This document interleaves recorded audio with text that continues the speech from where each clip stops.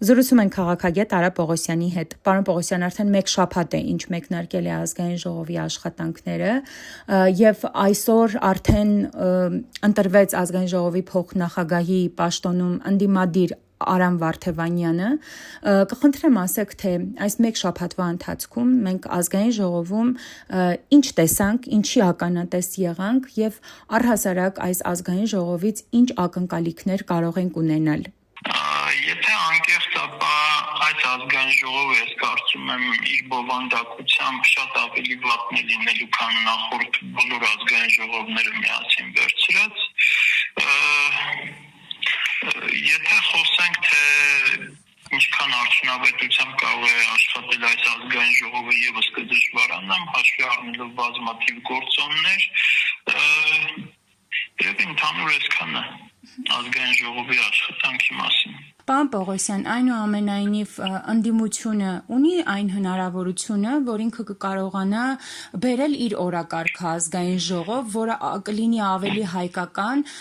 քան ներկայացնում է այսօրվա իշխանությունը։ Հնարավորություն կունենա հակադարձել իր հայկական օրակարգով, հայկականության մասին օրակարգով իշխանության հակառակը եղած օրակարգին։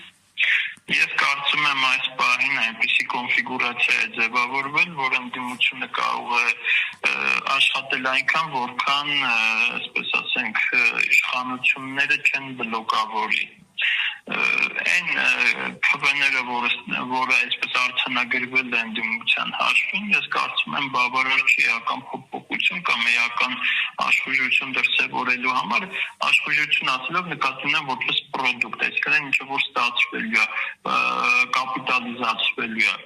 Չեմ խոսում ելույթների մասին, ինչ կխոսվի այնտեղ, դա բացարձակապես ինձ թվում է այս պարագայում էական չի, էական է թե ինչ հնարավոր ռեալիզացնել եւ ինչ հնարավոր չէ։ Իսկ իշխանությունը ունի այնքան քվե, որ ցանկացած բան ըստ էության բնականաբար 1-2 փոփոխություններ, որոնց պարագայում 3-5-րդ է անհրաժեշտ, իսկ մինչ 3-5-րդը կարծում եմ ամբողջովին լինելու է իշխանության այսպես դաշտում։ Պարոն Պողոսյան, երբ ասում ենք այնքան ժամանակ մինչև իշխանությունը չի բլոկավորի, դա իրենից ինչ է ենթադրում, այսինքն իշխանության կողմից ինչ քայլեր պետք է սպասենք, ավելի վատ քայլերի պետք է ականատես լինենք, քան նախորդ։ Մենք տեսել ենք նախորդ ազգային ժողովում, օրինակ, ընդդիմության բերած ցանկացած նախագիծ ուղղակի տապալվել է։ Այո, մասնավորապես Արցախի մասով անկախ այդ նախագծի բովանդակությունից։ Եթե իշխանությունը ցանկանար, չէր տապալվի։ Եթե չցանկանար, ուղղակի կտապալվեր։ Եվ ըստ էության մենք չենք տեսել նախագիծ, որը հաջողել է։ Նույն այս պարագայում ես կարծում եմ առանց իշխանության ցանկության չի լինելու այնպիսի նախագիծ, որը կհաջողվի իրականացնել։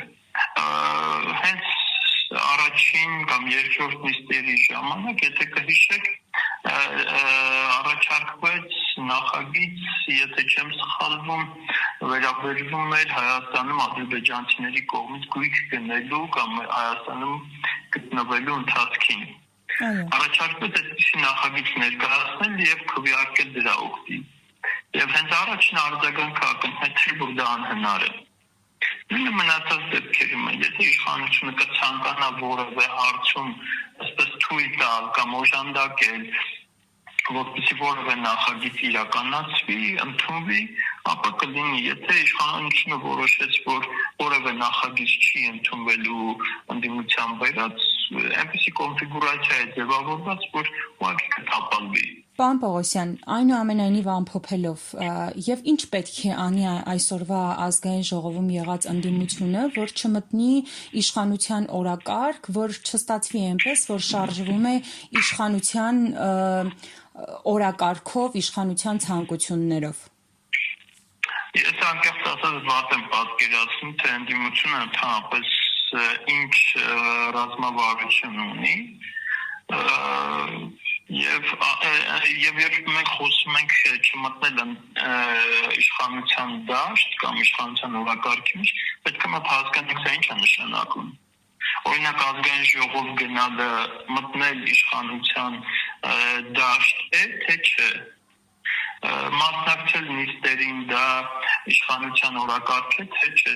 Ես կարծում եմ, այստեղ նախ պետք է տարորոշել, ինչ նկատի ունենք իշխանության դաշտ կամ իշխանության օրակարգ ասելով։ Դե օրինակ սահմանադրության փոփոխություն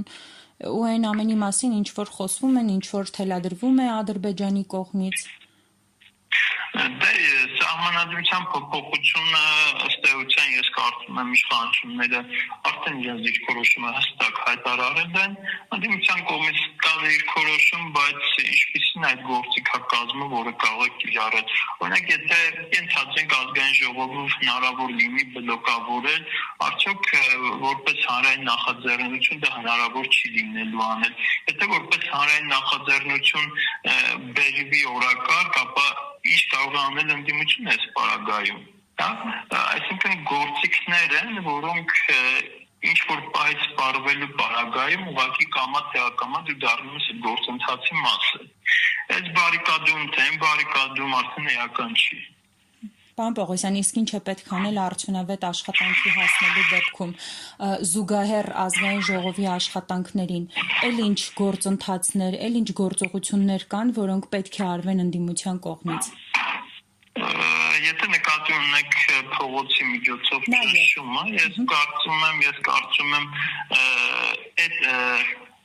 մաքսիմալ ռեսուրսը, որը կարող է լինել ենթադրենք մինչև սահմանադրական դատարանի կողմից որոշում կայացնելը, կար որոշակի ռեսուրս, հնարավորություն, դա անընդհատ նվազելու է փողոց գեներացնել եւ փողոցի միջոցով խնդիր լուծելը։ Այդ հնարավորությունը եւ այդ ռեսուրսը անընդհատ ժամանակի ընթացքում նվազելու է։